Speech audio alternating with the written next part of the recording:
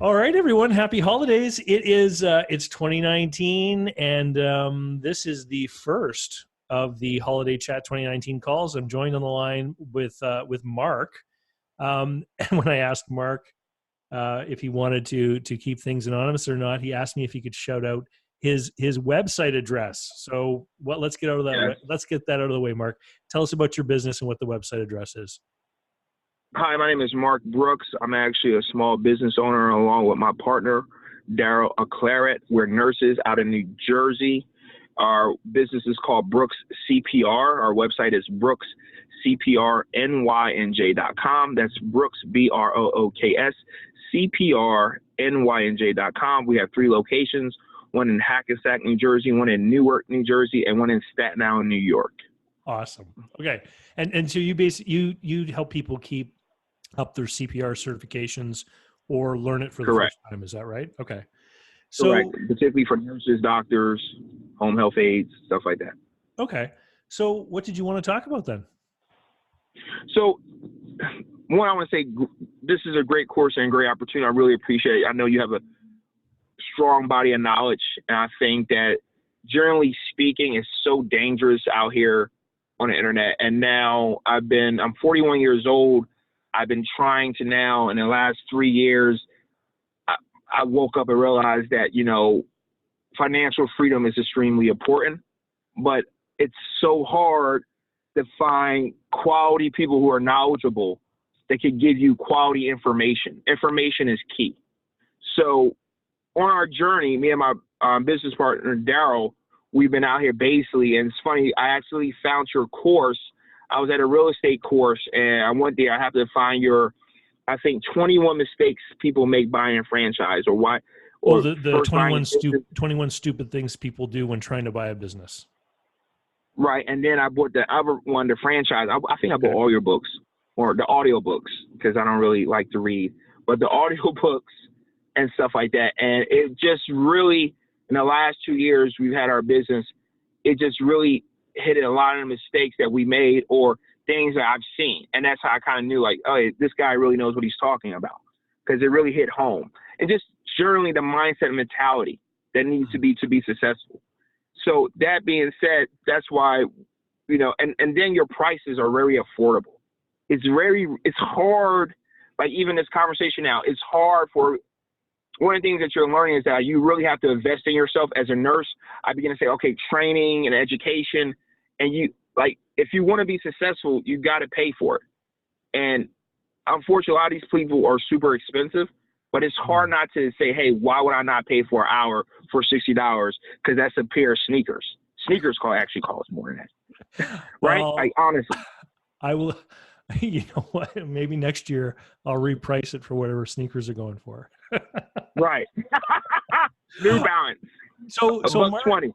So what's going on in your business? What are you looking at down the road? What did you want to talk about today? So I'm really interested now. I filled out the survey. I don't know if you got to read it, but home cares, particularly home cares. And I know you said you had a client before who bought a home cares, but what I need to know is the multiples that is used general average. I don't have access to that.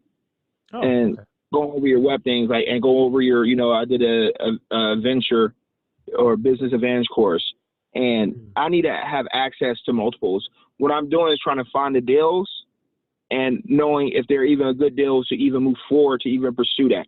So a lot of these people are saying things that's just not true, or they're off the chain with it. So I need to know the multiples for home cares in New Jersey, and if it's franchise for franchise and non-franchise home cares under $1 million that's sold. Also assisted living places in New Jersey. So first of all, it doesn't matter where the place is, whether it's in New Jersey or another place.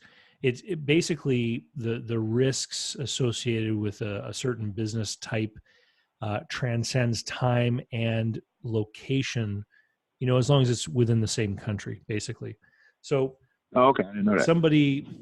Somebody who's going to buy a home care that has earnings of $200,000 in Indianapolis, they're gonna look at that $200,000 the same way as someone in New Jersey would. And the question they're going to ask themselves is how much am I willing to pay to get this cash flow? What makes sense for me? And do you have any idea of how big the business would be as far as sales? Less than $1 million. Less than $1 million. Probably Okay, half a million. That's why I put down the thing like 600K. That's what I'm assuming. Because I'm assuming, like you were saying, is that we could find something that's not efficient but still profitable.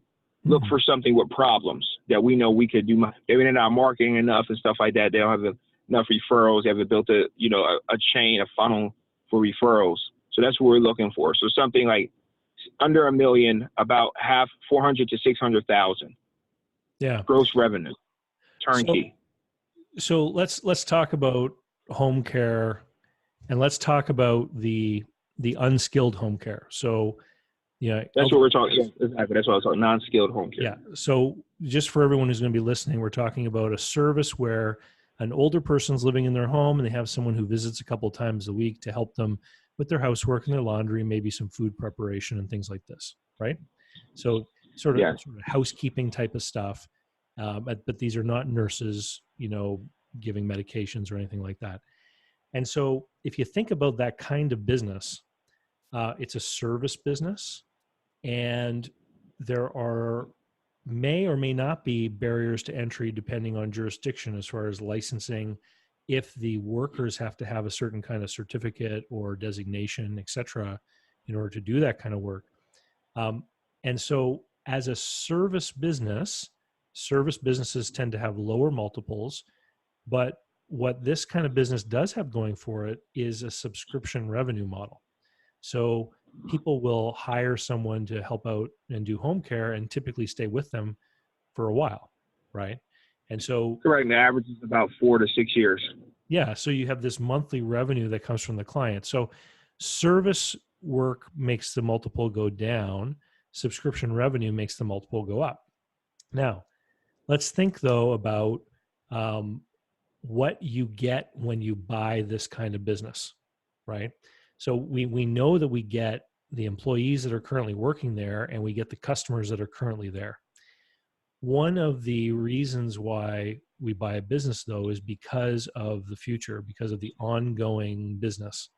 And so let's think about this home care business and let's compare it to a gas station, okay? So if you have a gas station, which is at a, interstate on-ramp, and there's lots of car traffic there, that gas station, they don't know their customers. They can't name many of their customers, but every year they could do a consistent amount of business because they happen to be situated right there by the highway.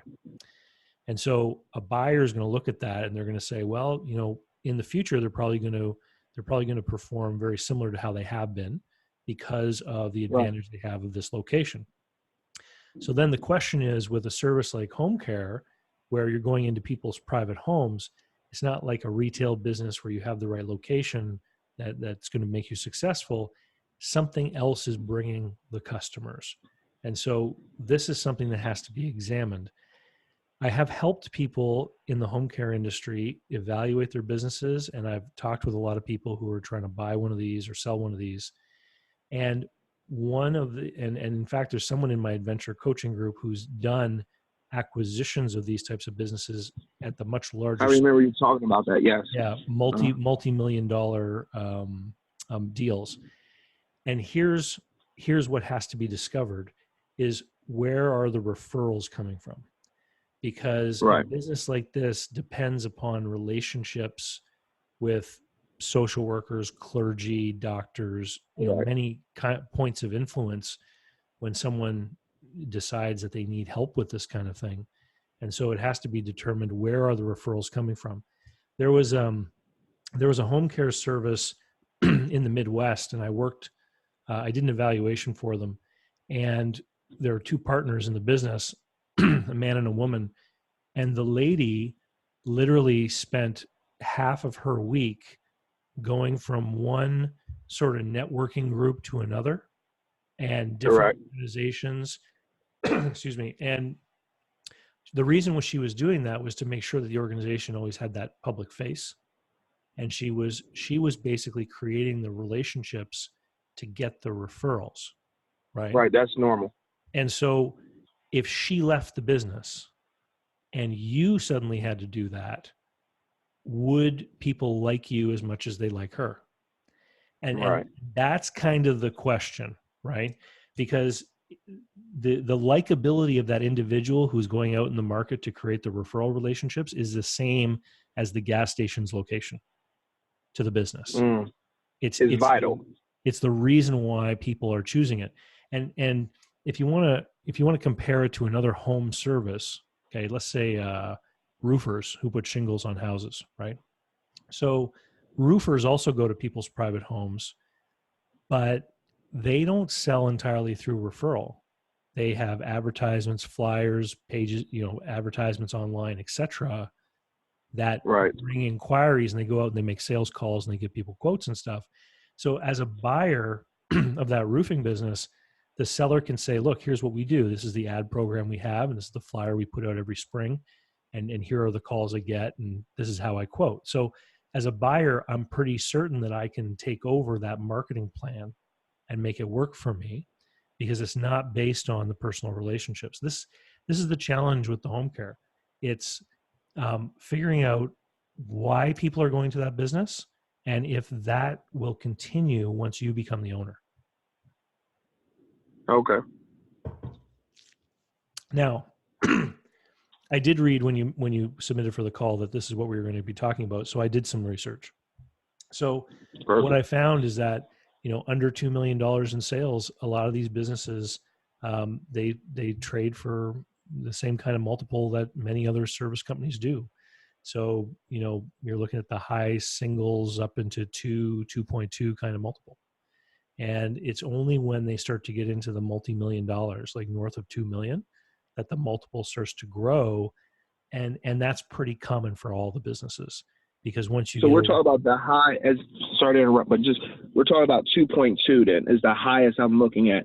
And this is for a non-skill. Is this franchise or non-franchise? It doesn't matter, because what you're buying is the cash flow. So, if you buy a franchise name and they provide you with, say, computer systems to manage the system better, and maybe their name brings in some of the clients because they recognize the name or what have you. Well, sorry, just to cut you off real quick, the non-franchise has a better advantage though. If you're doing these numbers, because now there's more territories you could go into. The franchises, you have territories. Yeah, but what you're buying is cash flow, right? And so I'm also future opportunity. I know you are like this blue sky nonsense. Well, that's the reason you want to buy it, right? And so you're right, it's worth considering. But if we look at what you're getting when you buy this business, the franchise might have advantages operationally and with advertising, but that comes with the extra cost, the franchise fee. Correct. Right. And so, to draw a parallel, I've seen, for example, many franchised pizza joints where, an independent will have lower sales than a franchise location and earn the same amount of money. Right. And you're saying the highest multiple, if it's just like in the 1 million range, is it the highest multiple? We're looking at like 2.2, but usually it's around the 1. So I'm not multiplying revenue here. We're multiplying sellers' discretionary earnings, just to be clear. Right. SDE. Right. Yeah. Okay. So if that home care service doing $1 million of sales has an SDE of 200,000, then you're probably looking at a purchase price, around or a little bit less than 400. Got you. So the highest multiple you saw was like around 2.2. Everything else is around 1, and the ones, the high ones. Okay. That's correct, right?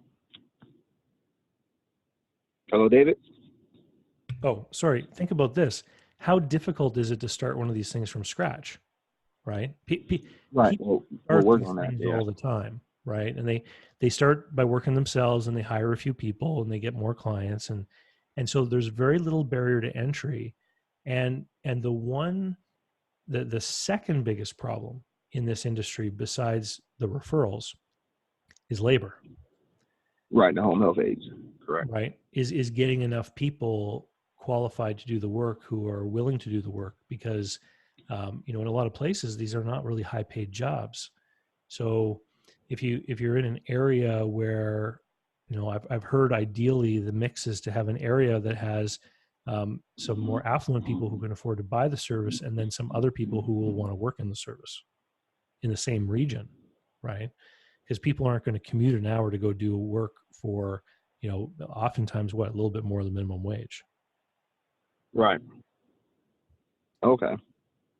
Yeah. All right. So that's the home care situation. Also asked about the assisted living. So do you mean like a nursing home? No, like an adult daycare or more. So essentially what they're doing now is buy more and more people are buying houses, and essentially, so instead of a nursing home, people who might have like autistic children who are adults now are living there. They're being supervised. That is more like an assisted living type of environment. Or sometimes people, they don't. Hello? Yeah, I'm here. Right. So that's, or even elderly people, they kind of share a house. But a lot of times it's really just people who have autistic adults who just have to be supervised. They have their own type of rooms. They live in a shared house. And there's always one person there watching them, make sure they take their meds and stuff like that. Yeah. So a business like that, while someone might buy a house and convert it into that, usually in most jurisdictions, they have to do much more than simply, get a home built as a residence. They have to do more to it. So sometimes they have to put in sprinkler systems and all kinds of other things that we would normally associate with a more commercial type of building. And so the work that I've done on it with people who are looking at those kinds of things, the comparables I've looked at have a really high multiple of EBITDA, but it usually includes the real estate in its value, because the building to a certain degree is the business. And this is the same kind of thing we see when we're looking at a motel or a mini storage, for example, where it's a business, but the business really is the building. And so the two of them kind of go together. The business while a certain type of building. Yeah. Right. Yeah. So you might find, for example, that an assisted living facility like that, and I didn't do research for this one, but you might find that it goes for 9, 10, 11 times EBITDA, but that would include the house, because so much of the value, you need the house to deliver the service. It's almost like the house is a piece of machinery in a machine shop. The building itself is one of the major components of delivering the service. Okay. So also, that's good information to know. I also wanted to know, generally speaking, the whole process. I know you said you had a person in your venture group right now, and he also bought these home cares previously. What's the process? Like, how did he go about finding the deals? Did he close individually as a person or only as like a CEO as a company? Like, because it's like I'm looking over the internet and there's a lot of bad deals out there. Yeah. And thank goodness I took your course. Thank goodness I took the Business Advantage course, because I'm literally, the more educated I become, I think there was something that you talked about, a third party just not knowing what they're doing. And I don't know, but I mean, you tell me, because you were a broker, or you're a broker. Is anyone allowed to be a broker? Like, how does this work? Because there's people giving funky numbers to me. Yeah. And I realized, like, wow, what's that? So here's the quick rundown, is that in many states, to be a business broker, you have to have a real estate license. And if you go and study the real estate license, it's got nothing to do with business. Correct. Right. So in some places you'll have people who have a real estate license who think that they're therefore qualified to sell businesses. If I was not licensed as a real estate agent in New Jersey and just decided to start acting like one, like if I just put my face on a sign and you hired me and I put the sign up in front of your house, other real Right. estate agents would see that sign and they would report me, right? They would Right. say, hey, there's this clown trying to sell a house and he's not even not a licensed realtor. And I would get in Right. trouble, right? And so, but here's the thing is the market for businesses is a secret market. So Is it what type of market? it's a secret market. Okay. So someone could be a person who isn't even a real estate licensed person in a state that requires that, and they could just call themselves a business broker, and they could be signing up people and putting up businesses for sale, and nobody would even. I had a lady tell me that I could go to the bank and use goodwill as leverage to the bank. I said, what? I said, what? And it's funny, like, because these people are just throwing out these terms. I realized, I'm like, wait, I understand what goodwill is because I went through this course. I'm like, you tell me I could go. I mean, obviously that's something you were talking about in your course. I use that to calculate. And this goes back to the home care, right? The goodwill, the referrals, the relationships people built, the momentum they started. That's important when I talk to the owner and we come up with our number. Correct me if I'm wrong. But I can't go to no darn bank and be like, oh, yeah, they got goodwill. Let's do that. Right? Well, like that's well, so remember that the definition of goodwill is the difference between the asking price and the value of the tangible assets in the business. okay. Right. So if the total price of the business is reasonable with respect to the cash flow, then in the United States, if you qualify, you can do an SBA 7A loan, and they will make their loan based on the purchase price, which means that you could end up financing some amount of goodwill. But it's case by case, depends on the business, the industry, et cetera. And they've got a whole bunch of rules about what will and what won't. Right, but you're also saying in your program, it's like only, I was watching one of your videos recently, did you like only 30% of people actually get, bank financing? Yeah. Most deals. So that's crazy. That's saying 10 people walk in there, only 3 out of 10 people are going to get it. That's not good odds. And here's the thing is when times are good and the banks are willing to make loans, a lot of deals get done that way. It isn't necessarily a good thing for people who are buying, though, because if things turn south, right, you still owe the bank whatever it is you borrowed from them, right?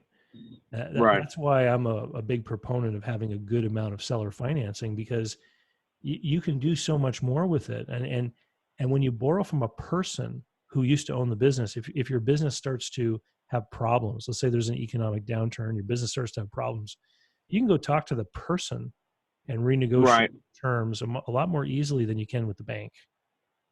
Right. And so that's why, I mean, myself personally, I like to see financing from a bank used for tangible assets. And what else? Like a tractor trailer or landscaping, right? Yeah, like equipment, because and then if there's goodwill, you try to get as much as you can the goodwill financed by the seller or with your own money. But what that means is that if there's really some kind of problem and the business is just going to absolutely fail, at least you can sell those tangible assets to get money to repay the bank. Right. The home care, there is no tangible assets. Like you're going to sell the laptop, you're going to sell the desktop. So like that's the problem with that. Like there's not a lot of stuff. Like so. And so let me give you a little story about how this would work in the scenario the lady told you about. Okay. So you'd call the banker and you'd say, I'm going to buy a home care business and it's got this kind of cash flow. Can I do the SBA 7A? And the banker is going to say, absolutely, come on in and make an application. Because the banker doesn't actually make credit decisions. The banker is he's not the underwriter. They're a salesperson, right? Their job is to get the loans in, right? And so then you go into the bank, you make your application, you submit everything, and then it comes back and it says, yeah, we'll make the loan, but there's not enough collateral. And then they say, where's your house, Mark? Where do you live? Do you in New Jersey? You got equity in your home? No, I'm saying this is what the banker's going to say. And then they're going to ask you to put up all these personal guarantees and personal assets as security on the loan to buy the business, right? And so what I always ask is I say, look, if the business is so valuable, why can't the business be the collateral? Right. And that's the argument you make to a seller. You say, you're telling me this business is worth this amount of money because of all the money you make. If the business is worth something, then the business is the collateral. Well, what I've learned from talking to you and watching your videos and also just doing other research outside of you, moving forward, to be honest with you, there's no way I would go forward while owner financing or seller financing, because understanding now what you're just saying, like how you really just educated me and just doing the math, thinking about like why, if your business, like first of all, there's a lot of distrust. And generally speaking, a lot of stuff you said is true. When you're a small business owner, there's certain games that people are going to play with the IRS just so they can have advantage. Yeah. So the numbers they're going to put down, I think there's the saying that you said, just because a business does not look profitable doesn't mean it's not making money or something. It's something that you said in one of your videos that I was like, yo, that's true. Because you can show that you're negative on paper, but you're actually doing well. So the only person that really, at the end of the day, really knows how well or how bad the business is doing is the seller. That's right. So it makes sense that this person say, hey, if you're saying that your business is doing well, then why would you not do owner financing with me? Like, and that way, like I'm sorry, go ahead. Mark, you raise another point there too, because if you're talking about someone who has done things with their business so that the profitability isn't there, then that avenue for the SBA program probably isn't there either, because the SBA people, they want to look at the tax returns. That's what they want to use to make the decision. And so now if you start to say, I want to borrow a bunch of money to buy a business, which I'm told makes money, but on the tax return does not, well, then the that's not going to apply then. Yeah, the banker's going to say, well, then you can't afford to make payments, right? And it doesn't move forward at all. Right. So that's something that's really serious. So just really quick, how does seller finance work? There's an interest rate too, because I was talking to some people, they're like, sometimes they're borrowing. It's like they're giving you a loan, or it's a loan with zero AP, like zero interest rate, or they're trying. Right. How does seller finance work, or is it an interest rate over a certain? Like I know everything is up to negotiation, but normally when you see these type of things, how do I approach that? Normally I would say, hey, give me 3 years. I'll give you your money back in 3 years. Right? These are all for actually, like, obviously small businesses under $1 million, say around $500,000. So you're right. It's all up to negotiation. You still have to take into account though, what the finance payments are going to take out of your cash flow. So one of the problems that I see a lot of people do quite often is they'll look at the SDE and they'll say, okay, out of this SDE, I need to take money home for my own pay. And then the rest of it to the seller for debt repayment. They'll just say, well, if there's $100,000 of SDE, I need 70 grand to take home so I can afford payments up to 30 grand a year. And they'll agree to pay the seller over a very short period of time. But what they're forgetting about are taxes. They're forgetting about any capital expenditure, because the SDE is before depreciation and amortization. So if any equipment breaks or wears out, that's all got to come out of the SDE. And they're forgetting about any kind of return on their own cash that they put into the deal. And so sellers will want short repayment terms because they want to get out of their risk position as quickly as possible. But in doing that, in promising to pay someone back too quickly, you actually put the payments in jeopardy, because now it's questionable about whether the business can survive. Correct. So what do you usually recommend? A 5-year term, an 8-year term? What? You got to work it out on paper each time. So what typically happens is you make an offer on the business, and maybe the seller says, I don't want to do any seller financing. And you say, well, I like your business. Would you accept this price? And then you go to the bank and the banker tells you no. Then you go back to the seller and you say, look, I can't get the loan, but I'm qualified and I've got good credit and I've got home equity and I've got savings. If they won't help me, who are they going to help? So if you want to sell this business, maybe we need to work something out where I pay you over time. And then he'll say, okay, but I want to be paid really quickly. So you work out on a spreadsheet what your cash flow forecast is going to be. And you show him that if you pay him over 2 or 3 years, that you're going to end up bankrupt because, Yeah. because all the money will be leaving the business. You say, look, you're not going to get the second half of your payments because if I agree to this, I won't be here. I won't be here. And that's why it's got to be over 7 years or 5 years or whatever it is. And so you have to work it out. And so creating the cash flow forecast is actually a tool you can use in the negotiation, because you can sit down, you can talk to the business seller. You can say, look, here's how my business is going to look based on what you did. And as you can see, I can't afford to pay you that quickly. Right. Right? The key is to create a relationship with the seller so that they see you as a person who's going to be successful running the business. Because Right. with seller financing, it's just entirely up to them if they're going to do it or not.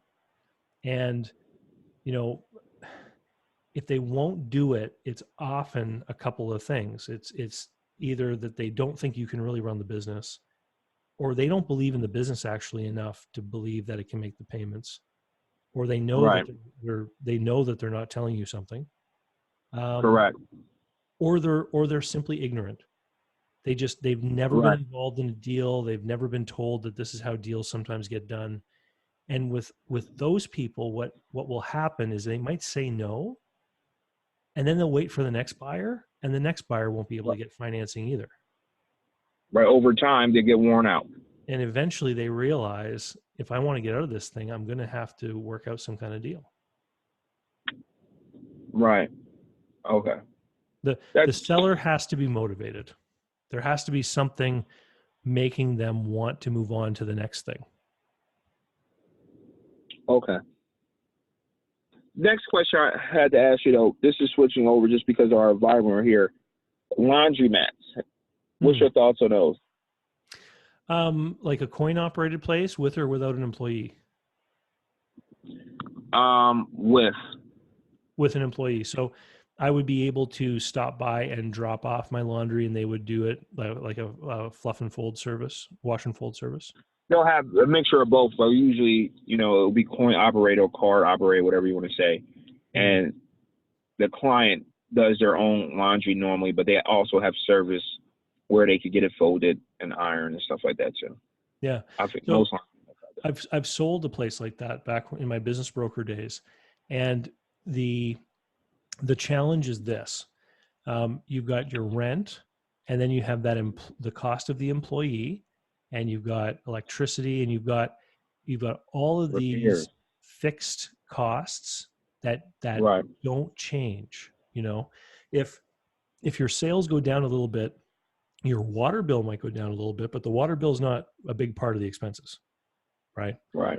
The big part of the expenses is the rent, the employee, and some of the other stuff going on there. So it's all about volume. It's actually very similar to the pizzeria business, right? Yeah. They earn a huge profit on a pizza. It only costs a couple dollars to make a pizza, and they sell it for almost 20. But the problem is they have to sell a couple hundred pizzas just to cover all of those costs before they really make any profit at all. And so with a laundromat, the question is there consistent volume there for me to be able to make money all the time? And the place that I sold, it was in a location that was too big. So the person who opened the laundromat, they got a sweet deal from a landlord who built a new strip mall, and they got months of free rent and stuff like that. And the place was too big from the beginning. And what they tried to do is they tried to find other ways to make money in there. And what they settled upon was the tanning beds. So they had a laundromat and they had tanning beds. And for many years, the business worked really well because people would come in, they put their laundry in the washing machine, and then they would go tan. And then they would come back out and they would move their things over to the dryer. And so they could make like a little evening of going to the laundromat and do more than one thing while they were there, right? And so what ended up happening, this was in Canada. In Canada, the government made it illegal for anyone under 18 to tan. And Underage is illegal. Okay. anyone under 18 wasn't allowed to tan anymore. It was either 18 or 16. I can't remember. But adults still could, but it didn't matter. Right. Because once the government made that rule, a lot of adults started to say, you know what, if it's illegal for kids, why am I doing it? Right. It's dangerous. So the tanning business ended up fading away, and the laundromat business by itself wasn't enough to carry the overhead of that location. That's what happened to those guys. So what's the multiples usually used for laundromats? Oh, it's it's pretty much the same as most small businesses. I mean, if it's producing like under 6 figures of SDE, then it's probably not going to go for more than 2.5 times. Like, and that it depends on the situation. There are no hard and fast rules. You have to really look at each one individually and try and compare it with comparable transaction data if you can find it. That's why when I do these things, it's work. Like, I have to go and I have to look up records of other transactions and not just look at what they sold for as a multiple, but then actually look at their numbers. Is this business really similar to the one I'm looking at? Is it similar in sales? Right, apples to apples. I got you. Because different businesses can be different in different ways. I mean, you could have a laundromat, and then the front end of the place could actually be like a little market, like a little convenience store. Like, people will add a laundromat type of business to a lot of other types of businesses, right? And so you have to make sure you're actually looking at comparables. Okay. The laundromats that do not have an employee, what I've seen is that they seem to me like they get kind of expensive. And I think that's driven by the idea people get that it can somehow be a passive thing. I'll just own the laundromat and I'll just go collect coins every day. And right. The reality of owning a laundromat is that you need to learn how to fix machines. Correct. That's the biggest expense I was thinking is these machines, because they're always going out. Yeah. I was wondering over. And there's all kinds of stuff that you're probably going to be able to learn how to do yourself. Like the dryers would have belts, around the drum and the motor, and all. Like, there's the regular stuff that would break all the time. But I know in the laundromat that I sold, repair and maintenance was a big expense because the machines were older. Exactly. And if you went to replace them with newer machines, well, then you have, all the investment in updating the equipment. Right. I mean, right now, my plan, and I get to weigh into this. Like, so my salary is like $96K for 3 days a week, and that's just my base salary. I only work 3 days a week, and I mean, one of the biggest things I wanted to use this time as was to be able to use you as a sounding board, because I know you have experience and you've seen a lot. But, going over video, you said, like, this is what you want minimum to replace your salary. So my salary, my business partner salary is about $90,000, $96,000 too. That's not including the healthcare we're getting, the vacation time we're getting, So I need to find it's a hard business. Job. That's a hard job to leave, in my experience. Yeah, I'm done though. I'm ready. I'm done. I am not going sleepless nights working our business as a solopreneur for no reason. Like, I'm done. Like, I'm done, because I've looked at the numbers. Really, it's funny because I got something in the mail recently about our pension. And I have 13 years of the game. So my game plan was, okay, I'll stick this out for 7 years. Let me start these businesses. Let me get this going. Let me get this started so we get this cash flow going. And then I realized how much they were to give me. After reaching my 20-year point, I think at most I'll be able to get like $20,000 or $30,000 a year after 20 years. You mean out of the pension plan? Out the pension plan. That's not a lot of money. No. My property taxes alone is $9,500 a year. Yeah. You see what I'm saying? So at 41, so now I have to start looking at the opportunity cost. I'm like, okay, I'm 41 years old now. And that's like, so if I did, so I'm 65, I would get $59,000 a year. I would get 59. Basically, it worked out that I was getting paid $1,500 a year until, age like 60 or 65 to do that. And so that's pre-tax. And so, I start saying like opportunity costs and, people living their whole life for a pension.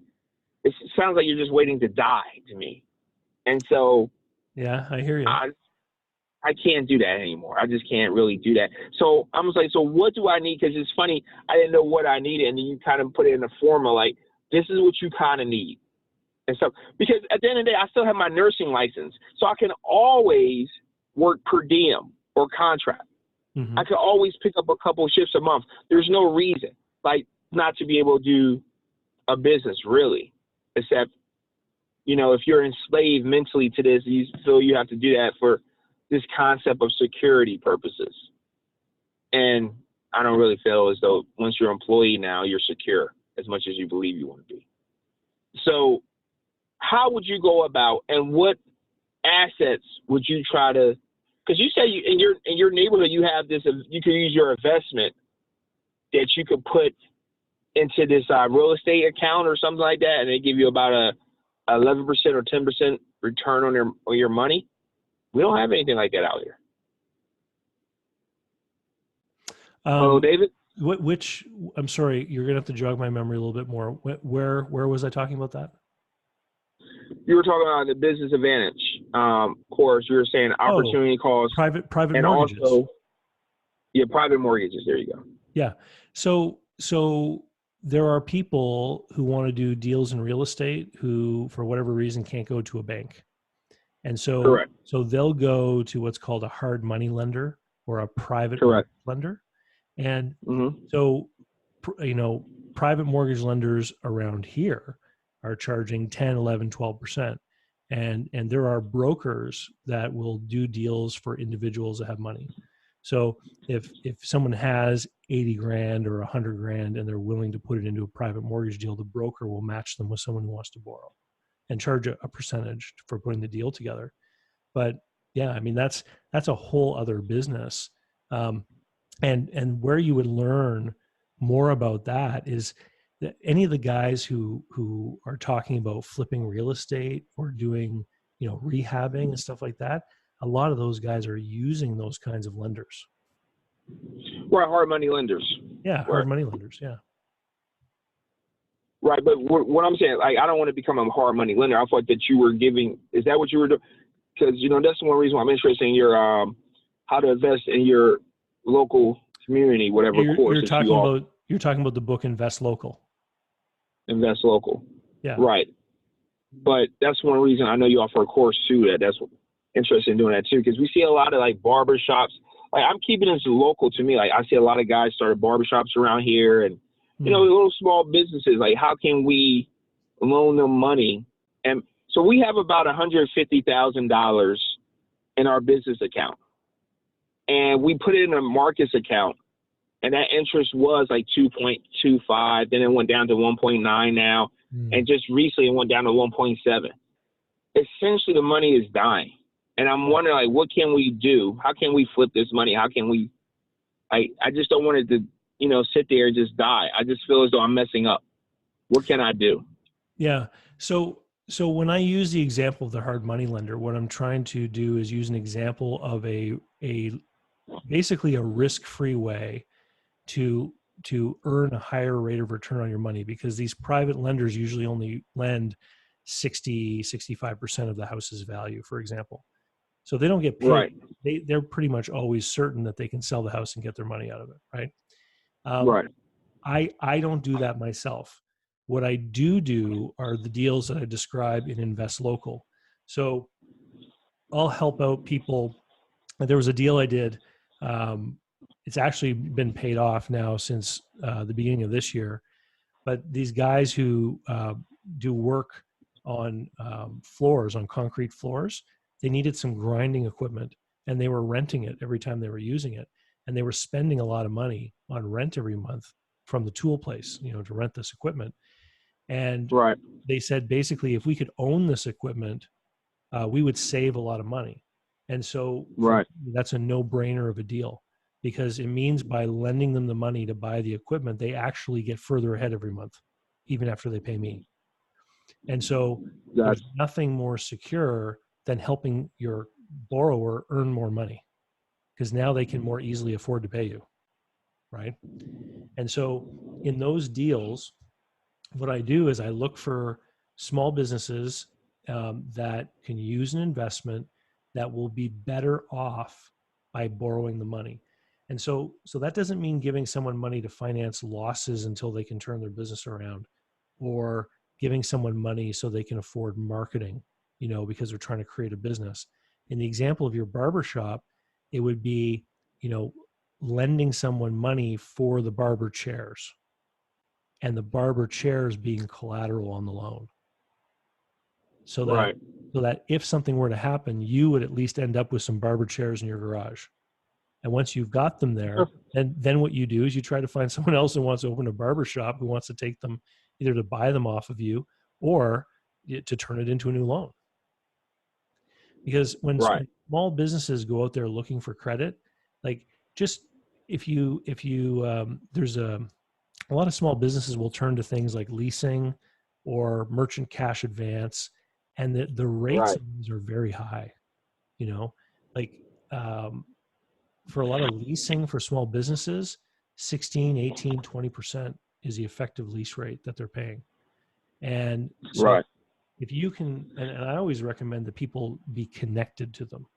So I don't advertise that I go looking for these deals. What happens is people know that I do these deals, and then other people end up being connected to me. And so what do you mean by connected? Like, okay, they can, they network via a friend or something, or someone else. I don't want to do a local investing deal to a stranger. I want to do it with a friend of a friend. Right? Because then it makes it even more difficult for somebody not to pay you. To burn you. Right. There be social ties. There's a social cost.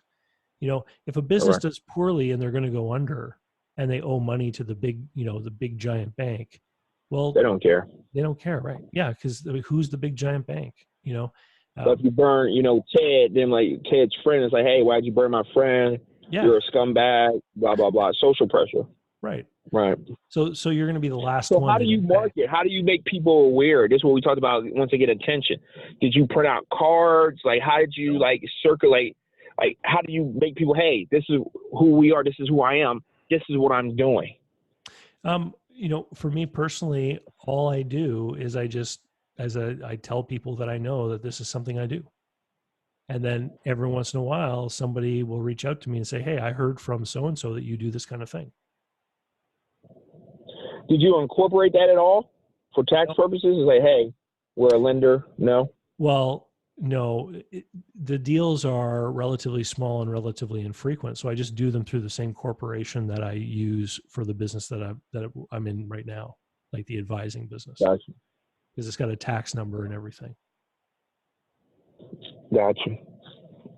All right. So, like I was saying, how would you go about moving if you were me? How would you, what would be your plan for me? How would you, if you were going to consult me and say, hey, you want to reach this goal, what would you invest in? What would you do? How would you, if you were Mark Brooks in New Jersey, what would you do? What I would do is I would, just like you said, about your nursing license, I would do an analysis of what my skills are and what areas I was an expert in.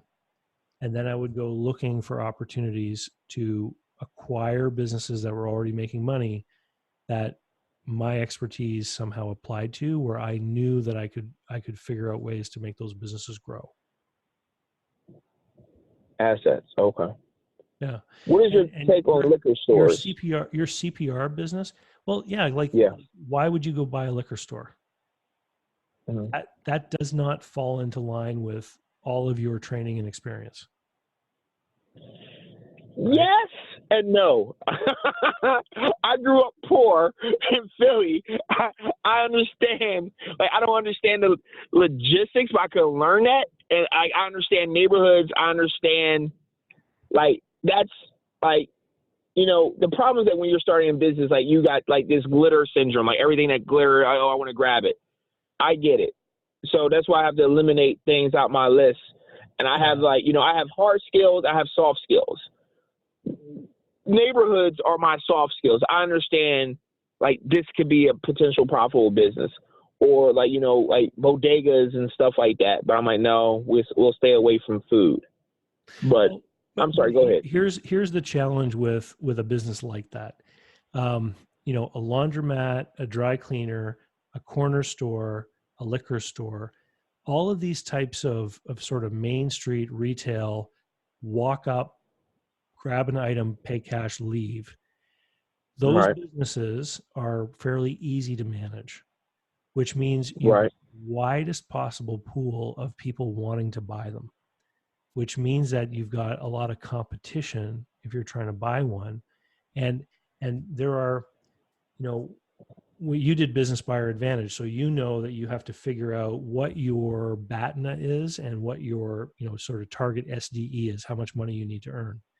Well, people. I thought it was very interesting you bring up the BATA, though, and you were saying particularly like immigrants or people like non-speaking, English-speaking people. That was a really interesting, because, you know, you see these businesses, and so I'm like, oh, that makes sense. Like, this is like a lower barrier to entry, and they have a more That's really an interesting way to look at that. Right. So if I'm like a guy from another country and I don't speak English, and even if I'm educated, even if I'm an engineer, right, I can't move to the States and work as an engineer because of the language barrier. Maybe my. What were you saying? Like the program that Canada offered, and which really kind of inflated the prices, because everyone say, "Oh, I have 2 years, I got to get this done." Yeah. So they're willing to pay more for it. Exactly. And so, but when they come in, they say, "Oh, I could run that business, even with limited language," right? And so they'll pay more for that business because they need an income. And somebody like yourself who's already working as a nurse, if you have to compete against them, you'll never pay as much as they will for that level of income. Correct. You'll reach the plus point, my salary, right? My salary and stuff. This doesn't make sense, right?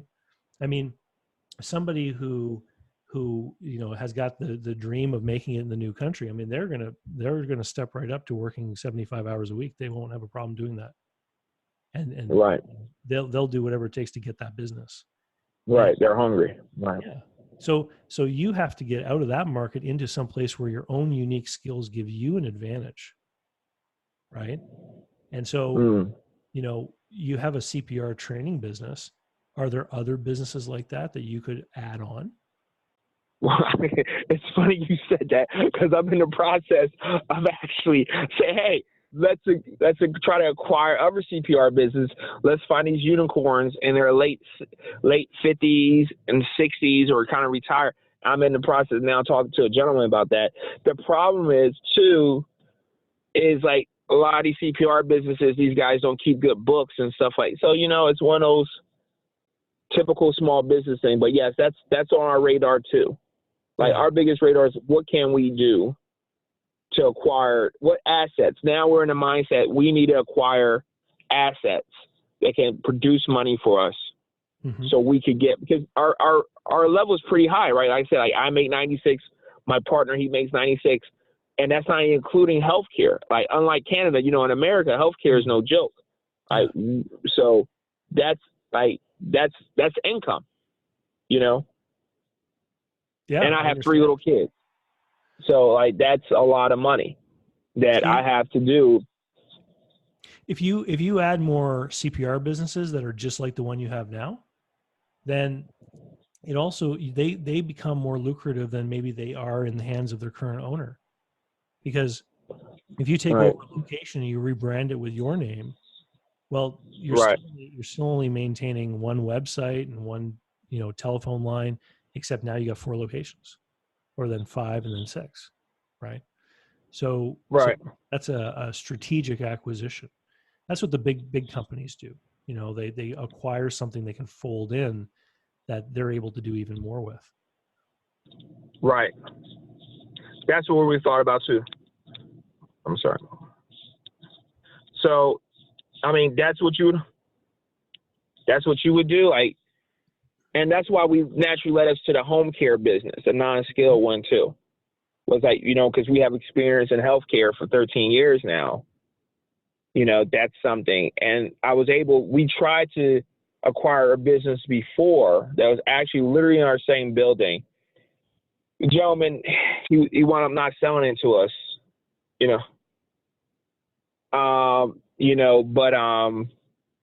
We got to go over his books, and we got to see, like, even though, like, it's not really hard to be profitable, he only had about 42 patients, and he was still gross revenue $500,000.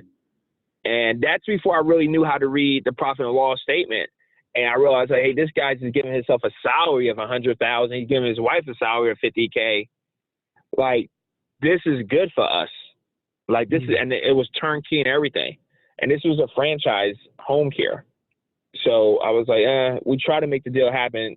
He wouldn't do it. So, you know, we lost out on that. But that's what really got my, it doesn't really require, like, we're willing to still keep working because I happen to actually work nights too. My partner works nights too. So we're willing to continue working, like I said, because I have a lot of freedom. I realize that now after starting a business, look at a lot of other, like, business owners or entrepreneurs. A lot of people have to give up their day job to run their business full time, you know, because they work 5 days a week or 6 days a week, right? Monday through Friday, you know, 9 to 5. I'm fortunate. I work only 3 days a week and I work night shift. So there's many times I've gone from night shift to, let's say it's cheaper for me to teach the class than paying an instructor. I'll just do that because I'm like, hey, it's okay. You know, or my partner didn't work that day. And so that night before, so he'll teach the class. I'll go. So we have a lot of flexibility. And I realize that now, unfortunately, but we still, for 13 years, there's stuff that we can do. And, like, I just don't know how to do it. Fortunately, we found your courses and we can now start getting educated. Because even just reading these profit and loss sheets, you know, seeing these people, like, it's very dangerous. I realize that now it's very dangerous out here. I feel as though in the business world, it's like pre-2008, 2009, where, like, anyone can become like a mortgage broker. And you have these people who are brokers and they are incentivized to make a deal happen, right? That's their job. Like, they're only going to get paid if a transaction happens. So at first I thought, okay, I have to worry about the seller, right? The seller might, like, fudge the numbers or something. Now I realize I have to worry about the broker too. Would you agree with that? Well, like, I got to worry, like, yo, this is like a sport, a combat sport that no one's talking about. This ain't the NFL, but it's rough out here. You got to know what you're doing. It's, you know, I recommend that when people are dealing with business brokers that they need to build a relationship with them too. They need to figure out what their feelings are about the broker. You know, do they feel that this is a trustworthy, you know, stand-up kind of person, or do they have concerns? And so I hear what you're saying. I know what you're saying. Right. It's interesting you say building relationships, because that's what I'm doing now for some brokers, to say, hey, you got anything? Because that way, you know, they'll come to you with a good deal right away if they know you're serious. Yeah. Right. If they know that you have, like, you know, capital and you say, hey, I'm really serious, I'm willing to pull a trigger. But I also found, like, talking to, like, some younger brokers who are really genuine, nice kids, they're kind of incompetent too. You're saying, hey, I don't know if this kid's competent. Right. Well, so, you know, I can tell you from my own experience, it takes a long time to become really good at it. And one of the things that a good, qualified, experienced broker can do is they can look at the business and they can find the problems that they know a buyer's going to find. So, so for example, now earlier today I was having a conversation with someone about inventory, and I made a video on my YouTube channel about why counting inventory is so important. And he's looking at this business and he said, why is the profitability going up and down so drastically year after year? And I all I did is I looked at what the cost of goods sold was as a percentage of sales, and it changed quite a bit one year to the next. And I said, they're not managing their inventory properly. So inventory bought in one year is being used in another year, and they're not doing proper accrual accounting with their inventory. And so Right. when I was a broker, when I first started, I didn't know to look for that. Right? Look for the inventory. Like look for a problem just like that one. You know, Right. is there an indicator that there's a problem with the way they've been managing their inventory, how they count it and record it? But after a few negotiations and after a few businesses went through due diligence and different things were discovered, wow, did I ever learn? And then in the future, I would start looking for those things that I would see, right? And I know towards the end, I started to disqualify a lot of people because Oh, okay. I would start to poke holes in their businesses. I'd be like, well, this is a problem, this is a problem, this is a problem.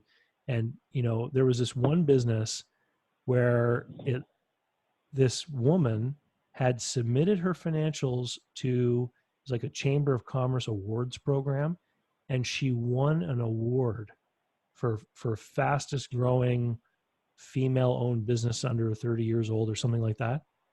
And Okay. then she came to sell her business, and it turned out those financials were completely wrong for that year. Wow. Wow. Right. And so, But that makes sense though. So if you're an experienced broker, you want a transaction to happen, but you're not going to waste your time with fluff, right? You're not going to say, hey, this is not a good deal. So the probability that this deal is going to happen is not really good. So I don't really want to deal with you if possible. I'll put you on my back burner, right? You have levels to it then too, which makes sense. And that's how I was thinking initially. Like, I'm sorry, go ahead. Well, no, so I just released on my YouTube channel a video about the Q1 2019 IBBA broker survey report called Market Pulse. And so right. Those brokers are members of the IBBA. And in that survey, they respond that they turn away 70% of the business owners.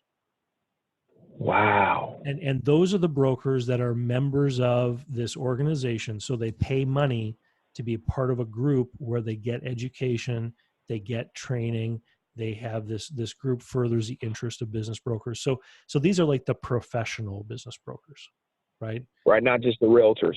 Gotcha. These are the guys who are serious about it, and they're turning 70% of the people away. And where do those people? And they want to have a good reputation too, right? And they want to have a good reputation, right? Exactly. So the people that these guys turn away, where do they go? Craigslist. or to one of these other brokers that doesn't know any better. Right. So what's your take on Craigslist? Because initially I went there thinking that because I put owner only, right, to try to circumvent the broker. But now I'm seeing that there's a need for a broker.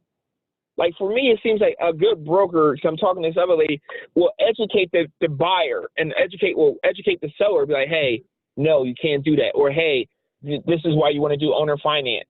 This is how we're going to structure this deal so everything will make sense for you. And, hey, that's unrealistic what you're saying right now. Your numbers don't reflect that. So how can you expect the buyer to come and give that to you? Yeah, well, a good broker sets expectations. In my opinion, that's the number one thing they do is they help to make sure that people are realistic so that something actually can happen. But, you know, it's free country, right? So if you own a business, it's up to you what you want to do with it. And who you want to listen to, right? You know, like Craigslist, you know, the people who are putting their business on Craigslist, you know, in my experience, they're usually very small businesses, or the owner doesn't even see the value of paying $50 or $60 to Biz Buy Sell to put it on there. Right. So then I question, what do you think about Biz Buy Sell? So Biz Buy Sell, that's brokers and individuals can put listings up on there too. Like business for sale owners can put it up there.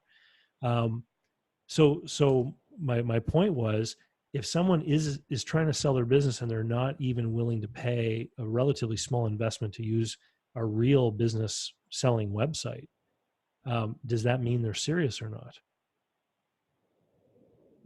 about selling? Right.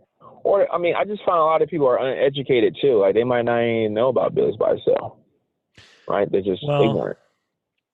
I agree with you, but that excuse is starting to get pretty thin with me because of Google.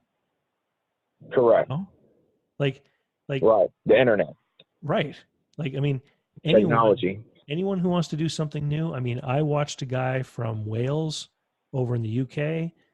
He taught me in 20 minutes how to properly lay a ceramic tile. Like, Mm. Right. before the Technology has internet, changed everything. I would have had to try to find a book or talk to somebody. I probably would have just said, screw it, I'm going to hire the guy. No, I learned how Yeah. to lay a tile because of the internet. Right. And everything is on there. Everything. Mm. I'm just curious, just to follow up though, with your guy for the adventure. So you've had people close these home cares with the deals. Have you had like these transactions happen?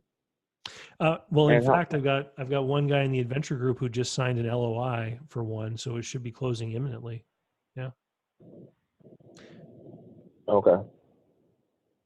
Oh, okay. How long did it take them to find this deal? This is He in found America it. or Canada?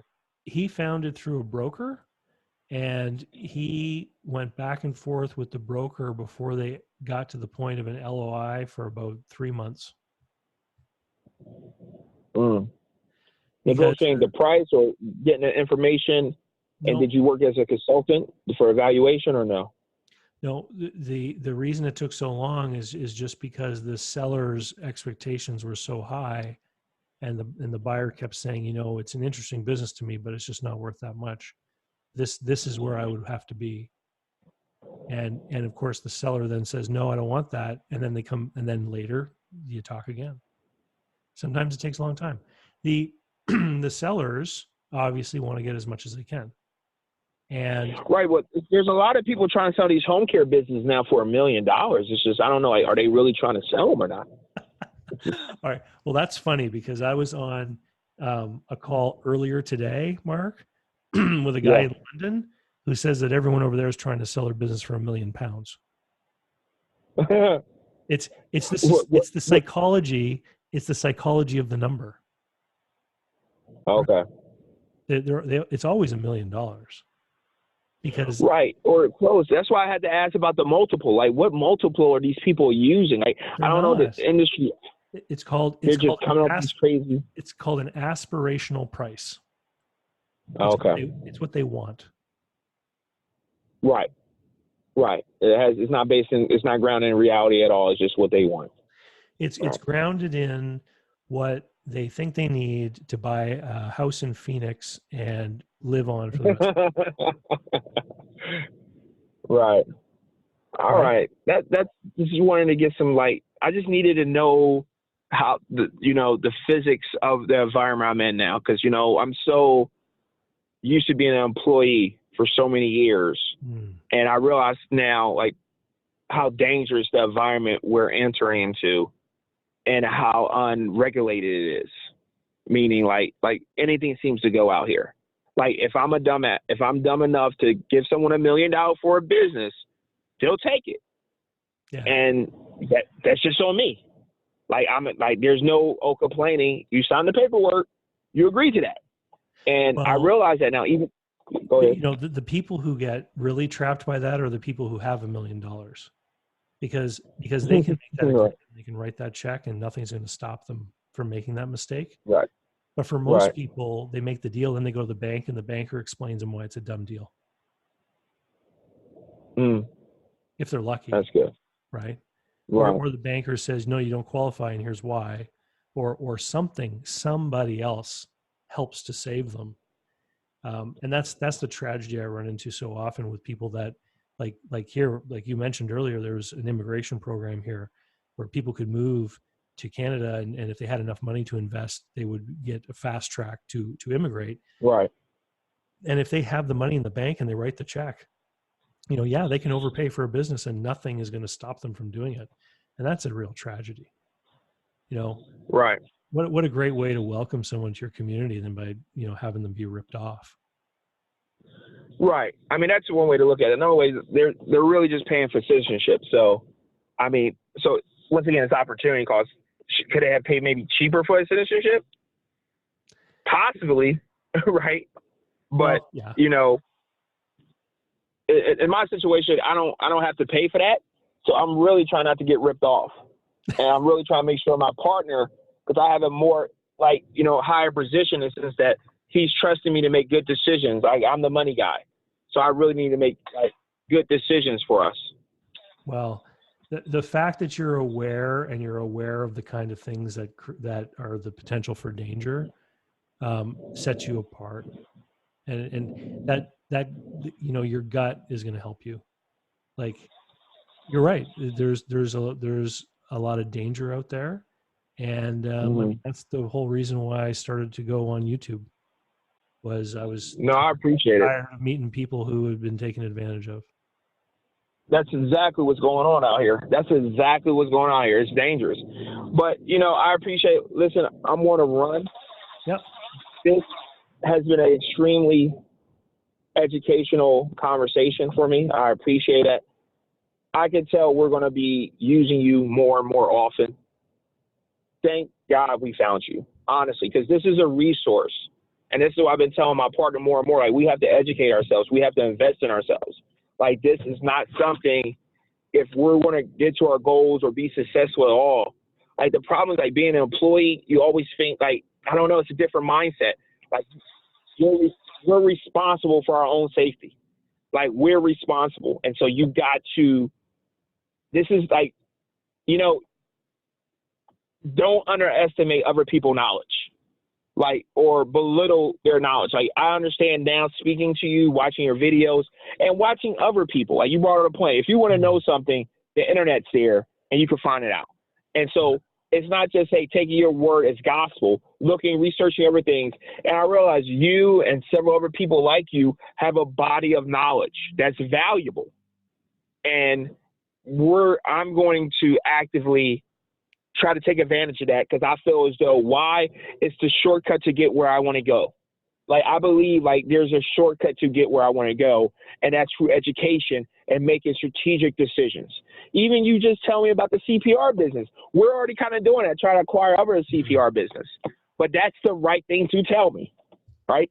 So I appreciate everything you're doing, David. Thank you so much. Mark, thank you so much, and I hope you have a very happy holiday season with your friends and your family. You too. Thank you. All right. All right. Take care. Bye. Bye-bye.